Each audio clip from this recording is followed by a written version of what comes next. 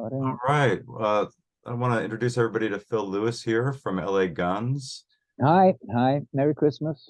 Thank you so much for being here. My It's pleasure. great to have you. I'm Eric Core with Punk Low Magazine, and I just want to tell you, just Ginger was so excited when you said you would be happy to do the interview. Oh So, yeah, I mean anything coming from her, if that lady's got some credibility, it's what do the kids call it? Criz. She's got some criz, that one. she does, she does. Um, I mean, you've had just an amazing career, and you got started at such a cool time. I'm always impressed with just Britain and British musicians in general because there's so much that's come from there, especially in the world like hard rock and metal. I mean, you've got Deep Purple, Black Sabbath, Led Zeppelin, Judas Priest, Motorhead, Iron Maiden. I mean, I could dig deeper and pull out things like Uriah Heep. I mean, it's such a legacy. Yeah, Art. those are the bands I grew up listening to. Those are the bands I'd go and see playing at the local polytechnic. Those are the bands that I was buying their first demos. Not demos, but their first releases. And it was a great education. Do you remember what your first shows were? Was it growing up? Or? Oh yeah, yeah, yeah, yeah, of course I remember well. Now the first um, music event I went to was Humble Pie uh, playing in Hyde Park, and that must have been about I guess like 1972 or so. I was still at school, but I got out. It was on a weekend, and I saw Steve Marriott perform for the first time, and that pretty much changed everything. And then the next gig that I actually an actual gig itself that you're going into was I saw Black Sabbath at the Albert Hall, and that the same year, a few months later, with Uriah Heep opening up for them. Oh, wow. And yeah, I mean, it was just an amazing time. That it was. I can't think, like I don't mind being old as dirt if the fact that I was a teenager in the 70s, and it's just like there's no better time. Yeah, no, that's some I can't even imagine what that would be like to see that show. Oh, it's just incredible. I mean, and like there were bands, Motorhead hadn't developed yet. It was Hawkwind. Mhm. Lemmy was in a sort of a jazz fusion psychedelic. Well, Hawkwind. Oh yeah, yeah. Uh, and they would play regularly. I'm from West London, and they were a West London band. And just I made so many friends because I went to boarding school, and when they kicked me out, I didn't know anyone. So I started going to gigs in London, and I started doing open mic nights with my acoustic, and that's how I started my social circle because I went to a boarding school, and when you're done there, you're done. I didn't have any sort of friends or anything, so I had to start from scratch, and it really served me well. That music, everyone was into music back then. Everyone either played guitar or some drums or knew somebody that was in a band or knew somebody that needed some help with a band. Music was king. Um, Obviously, there was no internet, or it was all about the music, and just a fantastic time. And I think the lack of internet was kind of a gift in some ways because Oh, to the develop. greatest blessing, just the greatest blessing. We found out where gigs were. It wasn't that difficult. It was if you knew where to look, and it didn't take too long before you got in a circuit, and you just knew instinctively that Hawkwind would be playing every second Saturday at Kensington Town Hall. Wow, that would be a lot of fun. That was great. Yeah, you mentioned going to boarding school. I just finished reading Bruce Dickinson's autobiography, and he talks about that. And I don't know if you Oh, ever read Lord of the Flies, but yeah, we're very similar, Bruce and I. Very similar. yeah, the stuff he wrote in there was just as an American, I never imagined what British boarding school would be like, and it sounds like a pretty intense experience.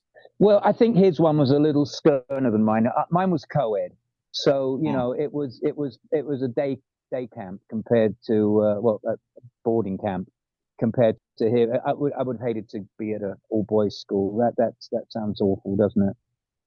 Yeah, well, everything he described, it just sounded, just yeah, way too Yeah, intense. But it's got to toughen you up, kid. Well, I mean, it did create Bruce Dickinson, so what can you say? So I guess something. Right. He's very driven, very intelligent, very opinionated, and those are the things that a boarding school encouraged, Yeah, developed. I gotta say, I saw him perform a couple months ago, and I didn't know he had tongue cancer, Oh and wow. he was just nailing the songs, and it absolutely blew. I found out after the fact, and it absolutely blew my mind. So I was just really impressed by his resilience, and Oh, he's invincible, that guy. yeah. So now, how when did you transition from living in London to coming to the States? What was? Well, I came over um, in the early '80s. Um, not not as a musician, as a guest, and so I was getting familiar with it in my late teens. Um, LA, Denver, um, pretty much Midwest and West Coast. I didn't do much on the East Coast because it was so damn cold. If I'm going to leave London, I want to go somewhere nice. Um, but my actual that's it. I'm leaving. Was the day after Tracy Guns called me in 1980 86, April '86. And that's it. I came over and I didn't know. I mean, I wasn't sure if I was only going to be in LA 2 weeks, if I was going to, I just saw it kind of as a free holiday. But we got traction between the two of us, and we got on well, and we definitely were coming up with some great ideas together. So everyone was real happy with it, and as I said, I never looked back. So that's 80 86. That's a long time ago. And you, as somebody else who plays in a band, I know band personalities can be really challenging. And you've managed to maintain relationships. And what do you think is some of the secret to your success of like continuing on and being able to get past things and I do try and not get involved with other band members' personal shit. Musicians, they'll just talk to anyone that will listen. Especially if there's a little heartbreak involved, and uh, yeah, for the most part, I steer clear of it. I mean, unless it's something really serious, like not last summer, but the summer before, Tracy was going through horrendous breakup hmm, with a girl he married and have a kid with. And the guy needed help. I mean, he was really in a bad place. You know, we got through it. At times I wasn't even sure we were going to get through it because that was, like he was going through such a hard time. It was hard for him to focus on what we were there to do, and it was very much my job to be his cheerleader and get him through this, which I did, which we did as a band, and we got him through it. But now I don't go any like girlfriends or pets or any of that. No, I stay completely clear. I paid my big brother dues. yeah. Well, I think it is funny because a band is almost like a marriage, Oh yeah, and but then yeah, there's that's right. Certain other things, marriages that can compete. yeah, certain triggers. Do not, don't do it. It's bait, and that's, yeah, I've learned now to avoid the bait. Yeah, But you're right, though. It is a marriage, and when it's nice, it's heaven on earth, and when it's not, it's hell on earth. yeah. It's pretty much sums it up. I'm curious. I have to ask because we're Punk Globe, and Yeah. we're in London around the period where the punk scene blew up there. Did that have any influence on you as an artist, as a musician, or was that just not really a scene you were drawn to? Scared the shit out of me. It scared the crap out of me. I was in my Peter Gabriel warm space. I was in the Genesis, and we had the Who. the Who were the dirtiest, like scariest band. The you know we were everyone else was all peace and love. Alex Harvey, he was a badass, and there was a guy called Gary Holton from a band called the Heavy Metal Kids, who in my opinion was one of the first punk. He was definitely a godfather of the scene. But yeah, going from my cheesecloth shirts and my hippie flares, and all of a sudden I'm seeing these men, boys and girls like exotic birds, and just it was just so alien to what I just thought the 70s was just going to last forever, Yeah. and then it, as usual, towards the end of the decade, around 76, things started changing, and that's when Malcolm McLaren and Vivian Westwood were putting together Sex Pistols, Adam and the Ant, Susie and the Banshees, and I was like, this stuff's good. Now, as I said, I was like, crazy about Genesis, and so one of the first punk bands I ever saw was the Stranglers, and I saw Oh, they're them. so good. I saw them at the Speakeasy. Oh, it must have been about, I don't know, 74, 75, and we laughed them off a stage. They were so Wow. bad, but they weren't bad. We just didn't know. No, it's We like didn't because it's such a unique sound. we didn't know we didn't know that bad was cool, and and Yeah. and it was like, that doesn't sound like Steve Hackett, and no, it took a while. You got to get it. You had to get it, and then once I got it, oh man, I just it was fantastic. I loved it, and I've still got a big place in my heart for all that 70s stuff. All the King Crimsons and the Pink Floyds, and I'll always love that, the Zeppelins. But yeah, that was a scary, exciting, electric time when punk kicked in '76, and it didn't last long. It only lasted for 3 years, and one of the things about I hated the music scene. When Tracy called me and he saved my life, I was I don't have to tell you about Live Aid, right? You know what Live Aid Oh is. yeah. It was the biggest crock of shit I ever saw in my life. I'd never seen such a just a movement, a new wave movement of all these Ponzi boys and Duran and fucking Queen, and God, I'm sorry, I never was a big Queen fan. Um, and it was like fucking punk never happened. Oh yeah. No, I know what you're saying.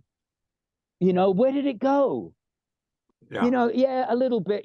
Boy George from Culture Club, he was definitely he had the punk sensibility. But fuck Duran and Haircut 100 and all the shit bands that were coming out at that time. I hated them then. I hate them now. No, I love it. It's funny. I grew up on classic rock and classic metal. I mean, I was born in '68. Right. So like, Bon Scott era, AC/DC, Yeah. all the good stuff. I'd see AC/DC playing in a pub in Kilburn. Oh, Just hanging out backstage at the Marquee with those guys. It was like we had no idea that they were gonna that it was gonna be Angus's face printed on the Australian dollar. yeah. We didn't know at the time, but God, they were energetic, and yeah, not sort of, you wouldn't think punky at all until you see Bon Scott come out dressed as a schoolgirl. That's punk rock. Oh, they were so punk rock. Yeah. That's Yeah, yeah, and that's all. It was great to be there. It scared me a little bit. It woke me up a lot, and I missed it when it went, and it went very very quickly, and it's a shame. I mean, yeah, I mean, it's still you go to Hot Topic and they'll tell you what punk rock is, but it's not that's not it. It's not a yeah. Hot Topic thing. No, it didn't used to be something you could walk in a store and come out 5 minutes later and suddenly be that. Right, exactly. And you know, they were using safety pins because they couldn't afford silver. You know, we all had all the silver bracelets and all, you know, we're such hippies. And then it was like, see them, you know, with a fucking safety pin through the nose. It was like, God damn, that's badass. And I yeah, can I loved imagine like it. coming out of the 60s and 70s, what a shock that must have been to be standing there as it happens, because you were at the epicenter. Well, yes, I mean, for me, very much. But can you imagine what it must have been like for people like Paul McCartney and Jimmy Page that just thought, well, that's it, we're kings forever, Yeah. and to get, you know, that punk rock didn't topple them, but it certainly gave them a wake up call. Gave us all a wake up call. We needed it. Yeah. Did you ever see any of the Tenacious D movies? Jack Black? No, Oh, he has this one song in there where it's basically punk rock tried to kill the metal, but the metal was too strong. all right, yeah. It's an unbelievably cheesy movie, but if you get a chance, it's kind of a it's little bit Spinal Tap feeling to it. Oh, good. I need a good movie. Hey, I was at the premiere of Spinal Tap. No It way. played it played at the Electric Theatre on Portobello Road, and I can't remember the year, but it was the premiere. It was the first showing, and we'd invited all the rock and rollers. Everyone was there, and Paul Rogers from Bad Company. He walked. He was so disgusted with it. He got up and walked out about 10 minutes. And once he could see that it was a parody of him and all of us, he couldn't bear it. He got up and left. Oh, that film is so rock out, but it's like rock and roll is just basically Murphy's Law. It's It like, was just, you know, it was too much. It was too close. It was too pay. He couldn't handle it. And that was the great thing. You know, that was the tide was definitely changing. And these guys were all kings, Paul Rogers and Freddie Mercury and Jimmy Page. But they gotta go. yeah, yeah. No. Next, you know, the new guard. So one thing I want to talk about your album Black Diamond a little bit. Uh, Yeah, I've been listening to that, and I went back and I listened to your early stuff, and I compared it. And one of the things that really blew me away is it just some great songwriting, some great riffs, some great hooks, and your vocals are spot on. And it's one of the things I was really impressed by is, it's you're a bit older than me, and your voice sounds like your voice sounded in your 20s and 30s. thank you. As, I'm in an amazing band with incredible musicians that are really good at what they do. Um, Especially Tracy. I mean, he's fucking national treasure, that one. So it definitely inspires me to um, keep it up and to do what is required to sound fantastic. And it's also very good for me. And you know, it's nice to have something. It's a one thing. Well, I'm going to go to the gym. I'm going to do, but you know, I could never do that. But I will if I've got a bunch of gigs coming up. I'm so lucky to have that incentive and to work on the vocals a week or two before we start, you know, gigging, just so that I've got it completely dialed in, and if necessary, I can do 3 or 4 shows back to back. But it's definitely you can't just wake up one morning and go, oh, I'm going on tour today. Let's see how it goes. There's preparation. Even when I was a kid, um, I would I'd run up and down Holland Park, the hill in Holland Park,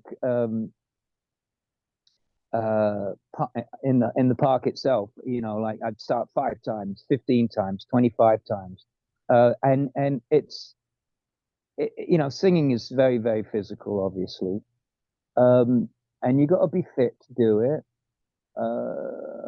well. And you know, I like singing, and I like being fit, so I'm a good candidate for it. Yeah, no, I appreciate that because I've been singing for years, and it's such an interesting instrument, the voice, because it It's takes you yeah, have to be more aware of yourself, your body, than anybody else in the band does. yeah. Well, you know, singing it is something. It really is. That's the 10,000 hours. You know, something you gotta be. not very good at before you get good at it. And that was certainly the case with me. My early demos were atrocious, but so were Rod Stewart's. And it's just a learning curve, and it's great when you get it, when you figure it out, and what you figure out what you can do. But there are songs on this new album, on this Black Diamonds, that I didn't think I could do. Some of it is really Zeppelin-esque, and I've always thought of myself more as a Rod Stewart guy than a Robert Plant. But there's a couple of Plant moments in this on this record that I had no idea I had that in me. And between Mitch Davis and Tracy and the guy, I just I wanted to do it. That was what they wanted, and I was like, oh, I don't know if I can do that, and I goddamn did do that, and I'm proud of it. Yeah, there were moments where you hit pieces like there's things you hit with your voice that I was really focusing on and was very impressed by. And Yeah, and it's legit. There's no auto tune. There's no funny stuff. It's me singing it now. Maybe it wasn't in one. Maybe I needed like 10 or 15 takes, but we got it in the end, and that's all that matters. and you know what? I mean, I hear so much pop music today that is all auto tune, and it's like Yeah, I I got no could time for hear in that. your voice. I mean, I knew that was all you, and that's what Yeah, I'm so impressed by. yeah. No, I don't. I mean, if we wrote something that was appropriate, yeah, I'd do it. But I'm not going to go. Oh, I would never do that. But it can be a handy effect. But as a staple, like I use a bit of reverb, a little bit of delay. But new pop guys, that's just like they're beyond. They use a lot of auto tune. Yeah, I it's don't weird get how it. that's been fed to people is that that's like a good thing now. And Yeah, people love that. yeah, Oh, I love that sound. It's just like, well, because they don't really know that much about. We had so much more concise musical education yeah. than generations that followed us, and we shouldn't forget that, because they didn't have the caliber of musicians that influenced us. They don't have that now. No, it's when I was talking to a engineer recently who was saying that he was getting all these young guys coming into his studio, and he's like they couldn't play their instruments, they could barely play their songs, and they were like, well, you can just fix this all in Pro Tools. Yeah, And he said, no, yeah. no, you got to go. I can't. I'm not going to work this hard.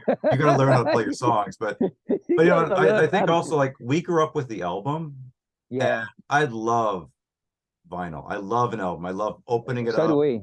reading Yeah, the lyrics, reading the touching lyrics, it. singing along with the lyrics. That was my music lesson. Those are my music lessons. Buying Led Zeppelin 4 and singing along, reading the lyric sheet, and just singing along with it. And it was great. I could do it. I thought I could do it. It took a while, but I eventually figured it out. But yeah, the kids today, they don't have challenges. See? But and I think you made a good point though. Their challenges is that it's all right there, and there's so much Yeah. coming at them that there's No, there's no reason to take time out from your hectic internet schedule to bother to learn an instrument, because they got Pro Tools. See? yeah. That's unfortunately I think all too often the case. Yeah. So what are you listening to now? What music excites you? I mean, are there different Well, genres you're listening I, to? I Different... you know, I do have a fairly substantial album collection, vinyl collection. I you know I listen to a lot of rock, hard rock, when we're working, and when we're working, putting stuff, ideas together. A lot of Judas Priest, a lot of Zeppelin, a lot of early AC/DC.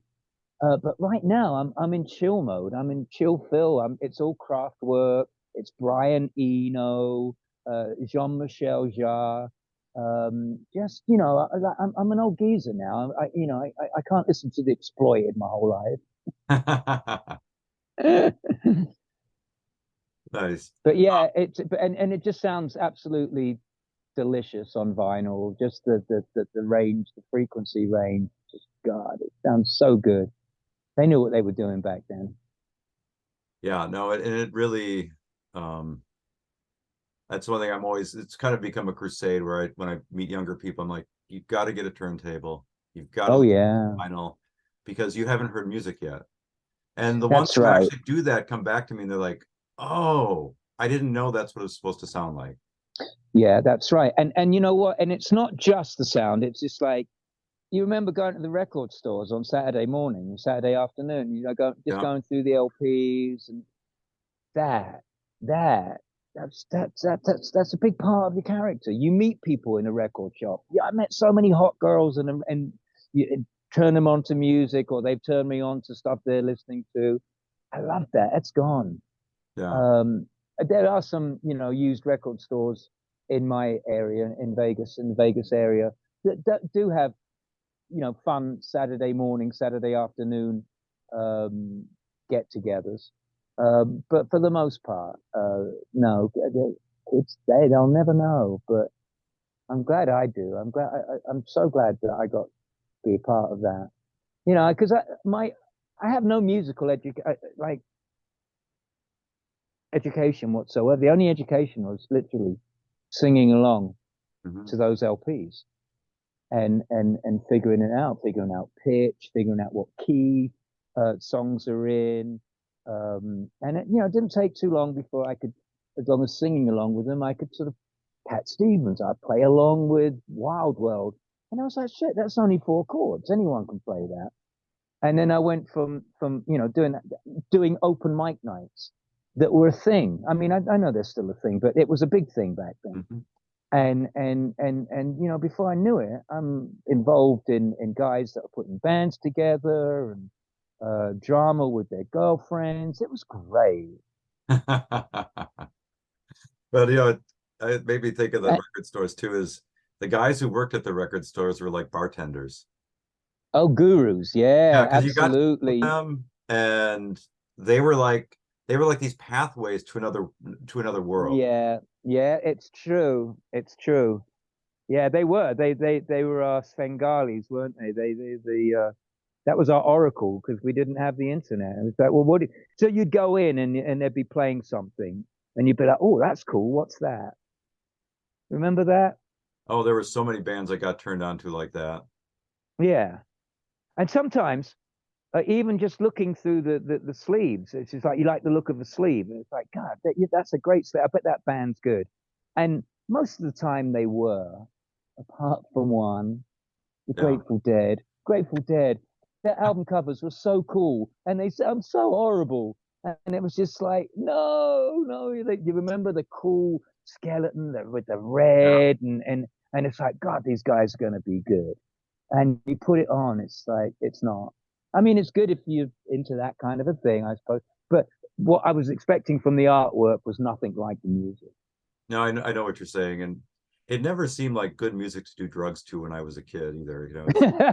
The worst music. I never got that either. To me, All like, angular and pointy and yeah, give me Iggy Pop and the I want Stooges or Barry something. White. Yeah. If I'm gonna get high, I want to listen to Barry White. So, are there any new bands that you're excited about right now? um, well, there are new players coming up. Um, Tracy is involved. He teaches a lot, and some of his students are like 16, 17, 18, and they're really good. I mean, they really like Tracy good at that age. And so I'm looking to see what these kids can do. Um, it's it as I said, back then everyone was involved and music was king. If you weren't in a band, there was something wrong with you. Now it's you're better off in many ways just going it alone as a solo act, and if you do get any traction, just giving yourself a band name as a solo act, um, because it's your chances of success now. Um, Simon Cowell fucked it up. Yeah. He single-handedly fucked it up. They don't have bands on any of these shows and these fucking awful American singing shows. Uh, and that's a shame. So no, not much, but there are some individuals that I've got my eye on, and I'm trying to think if there's anything. No, I'd say the Struts and stuff like that, but that's not new. I mean, they've been around almost as long as we have. Yeah, no, I'm constantly looking for new stuff, and occasionally I run across something interesting, like Viagra Boys. I think are a lot of fun. Oh, I look up that. So, but it's hard because I was reading the other day that I think they said something like 60,000 new songs are being uploaded to Spotify every day, and that's Yeah, insane. and they think they're doing us such a big favor by playing it, and uh, this streaming business it's terrible. I mean, the only way we make money now is live, playing live, and people get a little disgruntled when we charge for a meet and greet after or before the show. Like, oh well, if you were, if we're your true fans, you should want to talk to us for nothing. And we will honestly would love to, but that's it. That's our income. The person that is paid for a meet and greet is most probably not paid for the last three albums that we've released. And why would they? Because they can get it for nothing. But Yeah. they can't get a meet and greet for nothing, and you can't see the band for free. And that's our lifeline, and I don't feel bad about that at all. Yeah, no, and it's strange because it seems like inflation has hit every other part of the economy except music. Yeah, And like I listen to a lot of books on tape and or I call it books on tape. It's just books online, but they're getting full price for those, yeah. but somehow No, albums of all it's a our music is travesty, and yeah, it really takes some big names. I see Snoop is like, scratching his head, going, "I've got a billion streams, and I didn't even get 40 grand from that. A billion." yeah, So hopefully, they will. I've never done Spotify. I'm not interested in that at all. I will, YouTube something if like I'll YouTube Viagra Boys now. Um, but no, I'm not. I don't believe in streaming, and it's rotten to the core. yeah. Yeah, no, it's really unfortunate. I'm just curious, like if you could put together any rock and roll supergroup, people alive or dead today, and then you could sing in front of them, who would it be? Well, I'd dig up Phil Lynott for a start, and he was a friend and a mentor and somebody that I idolized that I ended up becoming great friends with. Um, I would love to have, I don't know, I fantasized about being the singer in Thin Lizzy, but obviously he was the front man. But I just loved the music so, and I just loved him. He was such a big influence. Um, and yeah, he and I hung out. We were friends, and he he passed away 3 months before I joined LA Guns. Oh wow. And I was like, we were friends, and I was like, my band that I'd broken up, and I was kind of like in a bad place, and I didn't know what to do with myself. And he was like, "No, sit tight. You're good. You're really good. Something will come up, and fuck this place. You got to get out of England." And that was the last bit of advice he gave me before he passed. And he was spot on, right? But Yeah. yeah, I mean, he would be like, love to put a band together with him. I'd love to hear it if it ever could have happened. So Bass. I've always had an affinity with bass players. I got on great with Lemmy. I got on great with Pete Way.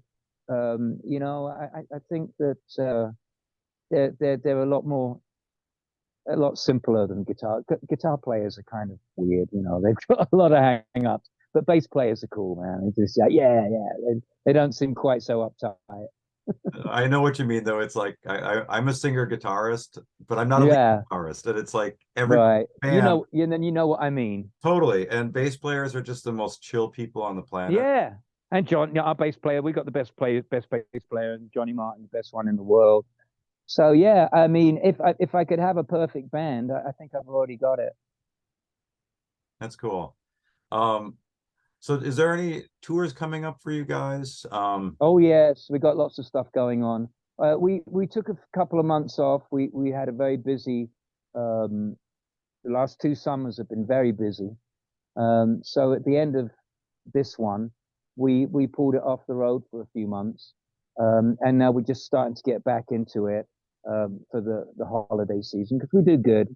We're that band that I think it's our fifth time now. We've been invited back to the Whiskey to play New Year's Eve, which is, I consider that a compliment. They can have any band they want, but we do represent the scene, the LA scene.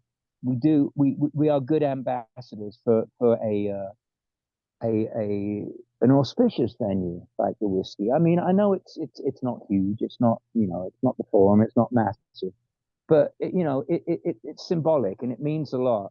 And it means a lot to me and us to be invited back. Literally, quite often that night, the night we play, and Jake will go, "You want to do this the next year?" And we're like, "Yeah, all right." And he goes, "All right," and he'll up the fee a bit, and life is good. In terms of, yes, we've got shows. We got our own shows, bunch of uh, just LA gun shows, and we got a few festivals, like sort of 80s in the park and all that with the usual suspects. And then back on the road with Tom Kiefer. We have the same management, and the two bands are so compatible. We got on so well that this will be the third tour we've done with Tom, starting in spring. This time it's going to be a West Coast run. Last ones have been East Coast and Midwest, but we're gonna get up to Seattle and Portland and places that we haven't been in a while. Nice. I'm in the San Francisco Bay Area. Any chance you'll be through here? Do you know we used to play a place up there called the Stone? You know the Stone. Oh, that's a long time ago. Yeah, Oh, and San Francisco had a vibrant um, rock and roll scene. Not anymore. It's been a long time. San Francisco, we're not right for your town. We're not really right for Seattle. We're certainly not right for Austin. Um, so I don't know. You might have to like sort of come out to Concord or Oakland or something like that because it's been a really long time since yeah. we played in San Francisco. Uh, uh, I'm sorry to say because it used to be absolutely amazing. It was its own LA. It was really cool, but that's not around anymore. Yeah, well, that ties into our streaming conversation is, unfortunately a lot of the tech people landed here and the arts got pushed out to make room for them. And Yeah, hopefully they decide they found somewhere else to live, like Idaho. fingers, yeah, fingers crossed. Yeah, Yeah. I mean they're not leaving home; they're doing it from home anyway. So fuck it, don't They don't be need there to. using. No, no. So, and we need this place more than they do. So, It'd be great if it came back. I used to really, really look forward to going up there. We all had our hookups. We all had our black phone books, and we're like, "Oh, hi, Hillary, we're coming back." And that's how you did it back then. Yeah, I remember good times. cool.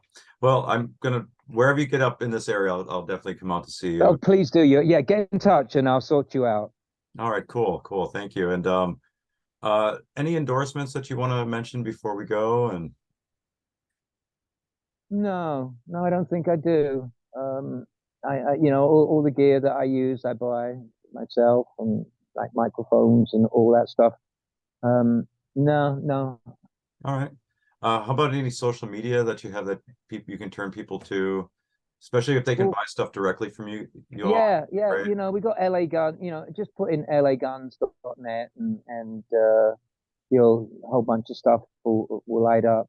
Mostly merch, really. I don't think we sell much music on the internet because we have a label and that's kind of like their department. I'm sure if you went onto Frontiers Records, you'd probably be able to find our music.